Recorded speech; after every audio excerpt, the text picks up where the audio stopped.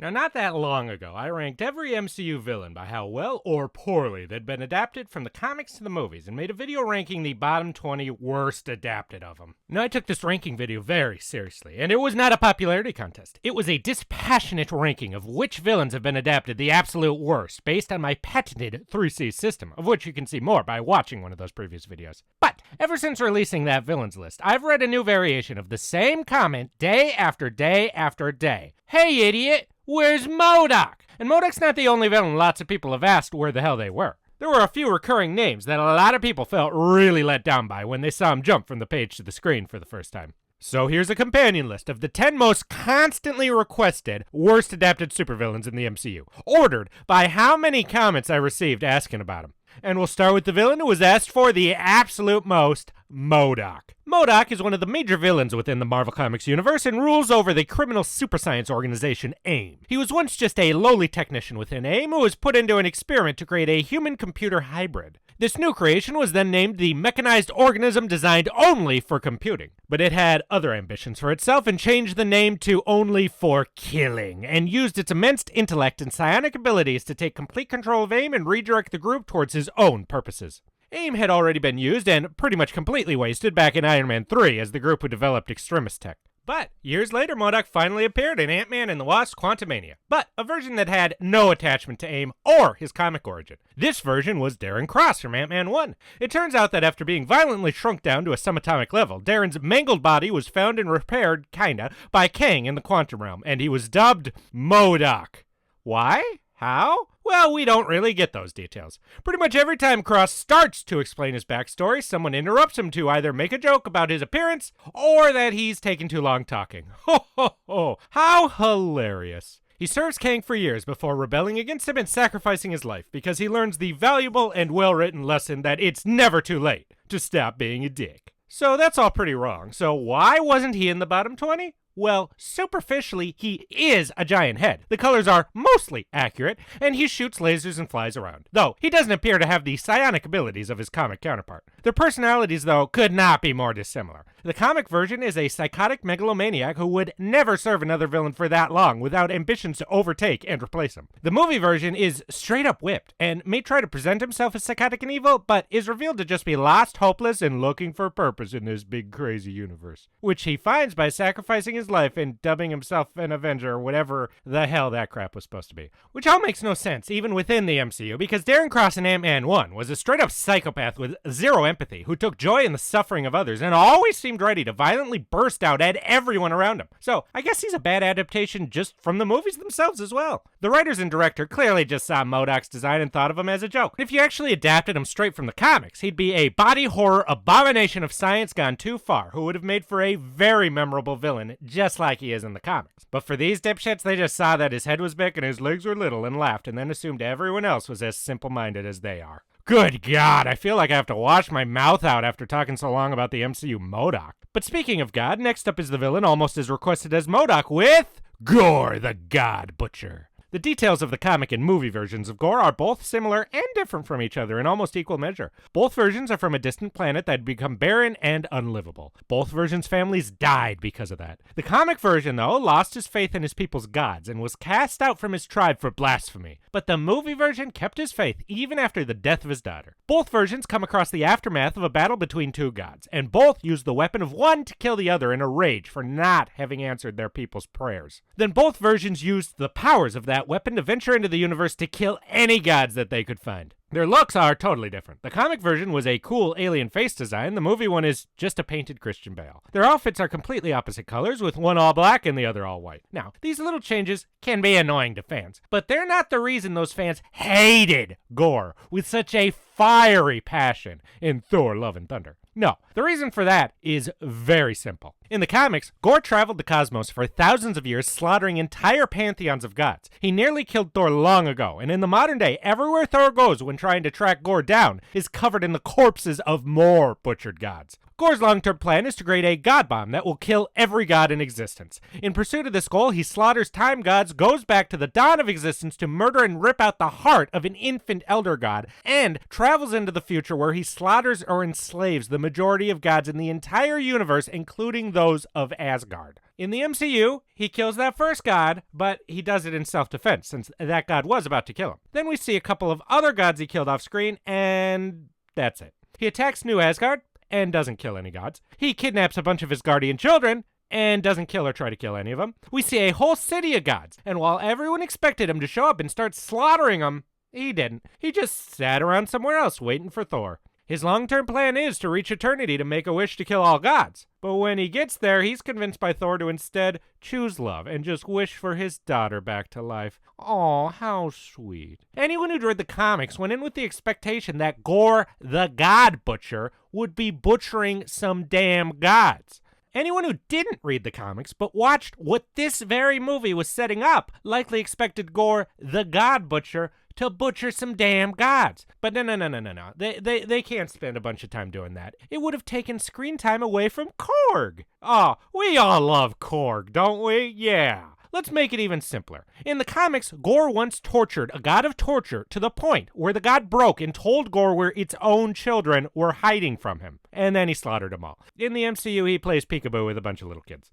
Our next most requested villain was Ultron. Ultron was an artificial intelligence created for the betterment of mankind who rebelled against its creator and tried to destroy all of humanity in both the comics and the movie version. Both versions upgraded themselves many times, fought the Avengers, and were involved in the creation of Vision. That alone is already plenty enough to keep him out of the bottom 20. The main differences are that in the comics, Ultron was created by Hank Pym and modeled after his brainwaves, while in the MCU, Ultron was created by Tony Stark and Bruce Banner using advanced code retrieved from the Mind Stone.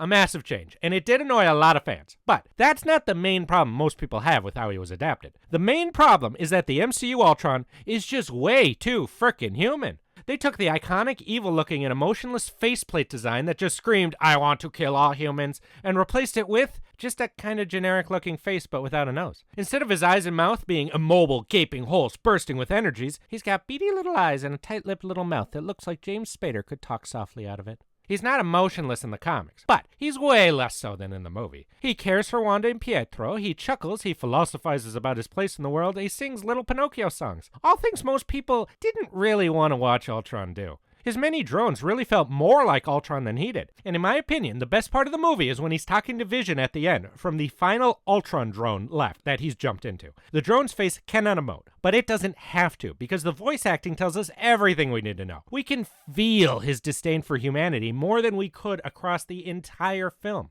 If Ultron had looked and acted like this the entire movie, I think he would have been a much more memorable villain. Because why not do a robot villain if they're not even going to be a robot?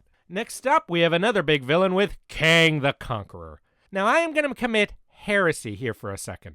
The comments have been asking why Kang wasn't in the bottom 20, but as an MCU adaptation, Kang is actually one of the better ones. He's got his look, he's a conqueror of both the timeline and the quantum realm he finds himself trapped in, and though it's portrayed a bit differently from the comics, there are a lot of variants of him out there. Had they played their cards right, I think Kang could have been a very promising threat for the MCU and the Avengers to face off against. But they did something weird. Instead of having him be an Avengers movie villain like Ultron was, or setting him up at the end of something everyone watched like Thanos was, they introduced him in a streaming show and then later had him get beaten by Ant-Man. Then in the post-credits scene, they teased to see this character again, go watch season 2 of that streaming show. And any possible hype was suddenly brutally murdered right there. After watching a guy get defeated by Ant-Man and the Wasp, you just can't take him seriously as an Avengers-level threat. It's comic villain build-up 101. I also think that focusing on him as a multiversal villain instead of a time travel villain specifically was a mistake. That kind of took him out of his element. They really should have used the Avengers unlocking time travel as the catalyst for his involvement in the universe instead of them touching upon the multiverse.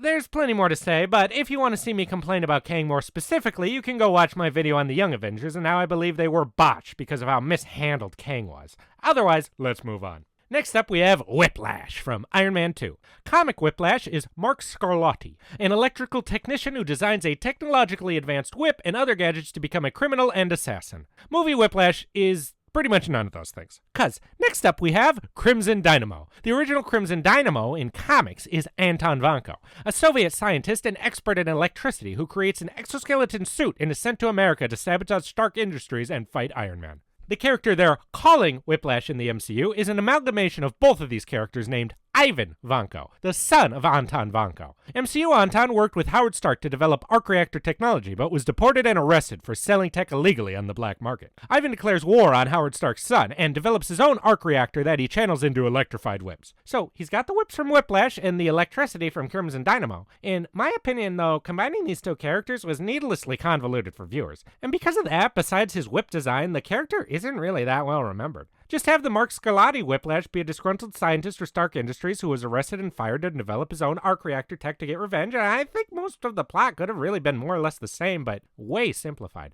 It seems like they planned on doing Crimson Dynamo at first, but decided they didn't want just another big armor guy, so added the Whiplash elements in. But then they just turned him into a big armor guy at the end of the movie anyways, so I don't know, whatever, I guess. We get both characters and neither at the same time, so no one's happy. Next up we have Klaw. In the MCU, Klaw was an arms dealer who'd stolen vibranium from Wakanda and sold it to Ultron. Ultron then ripped off his arm, and Klaw later replaced it with a sonic cannon. But as soon as he gets to use it for a couple scenes, probably just for advertising purposes, he's just killed off quick. In the comics, Klaw is a physicist who steals vibranium from Wakanda to create a device that converts sound into solid matter. While stealing that vibranium, he came into conflict with and killed T'Challa's father. T'Challa fought Klaw and used his own device to destroy his right hand. Years later, Klaw's developed a stronger version of his device that can convert all sound into physical mass, including moving creatures, and eventually his body is itself converted into living sound. He returns to Wakanda to get revenge on T'Challa, but is opposed by him and the Fantastic Four, creating a long-time hatred of both groups. So, besides the arm cannon and connection to Wakanda, pretty much everything is completely different. But with some characters, all the details of their backstory and character don't actually matter to most viewers that much. It's the fact that he's an incredibly visually distinct villain with a really cool costume and power, and we didn't get any of that. We got some weird character whose most memorable moment is talking about cuttlefish.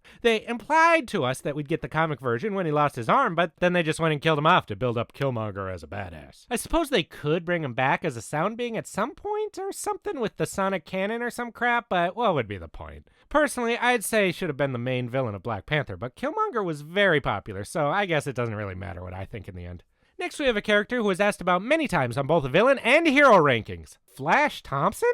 Now, Flash bullies Peter. You could call that kind of villainous, but I don't think most people would consider him a villain, especially with his development across the years. But you could say he is one of the main, quote, villains of Peter's civilian life alongside J. Jonah Jameson, and the people have spoken, so I'll deliver. In the comics, Flash Thompson is a popular jock at Midtown High who makes Peter's life a living hell at school by constantly mocking him with nicknames like Puny Parker. Like many bullies, he had a difficult home life and picks on Peter to vent out his emotions. Though he's such an asshole to Peter, he idolizes Spider-Man and will defend him even when everyone else is slandering him as a criminal. Now, there's been a lot of character development for Flash over the years, but only his high school years are relevant for now, because the MCU version has only just graduated last we saw him. So, Flash's main traits in high school are being a jock, a bully, and a fan of Spider-Man. In the MCU, Flash is a jerk. He seems to have a somewhat negative home life, he picks on Peter, and he does idolize Spider-Man, so he's somewhat similar. So what's so different about him that so many people are asking why he wasn't ranked on both of my worst 20 adapted character lists?